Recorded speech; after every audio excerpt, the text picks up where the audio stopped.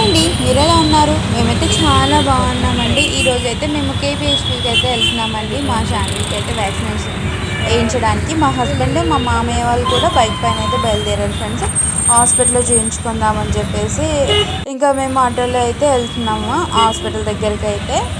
ఇంకా షాని పాప అయితే చాలా అల్లరైతే చేస్తుంది ఫ్రెండ్స్. హాస్పిటల్కి వెళ్ళగానే మమ్మల్ని అసలు ఒక్క దగ్గర కూర్చోనివ్వట్లేదు, కుదురుగా అటు ఇటు తిరుగుతూనే ఉన్నది. అవి చూడండి ఎట్లా ఆడుకుంటుందో.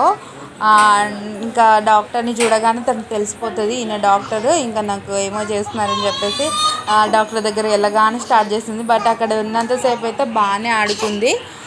ఇంకా కాసేపు నేను, కాసేపు మా మమ్మీ అయితే అసలు ఒక్క దగ్గర అసలు ఒక్క నిమిషం కూడా ఉండట్లేదు. చూడండి ఎట్లా చేస్తుందో.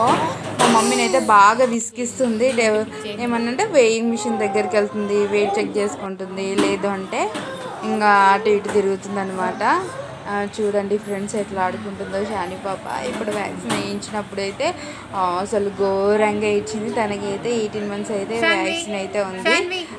అయితే 2 legsకి అయితే ఇంజెక్షన్ చేశారు. పాపం వ్యాక్సినేషన్స్ ఎందుకు వస్తాయో తెలియదు ఫ్రెండ్స్. మా పాప ఏడుస్తుంటే అసలు నా వల్ల కాలేదు.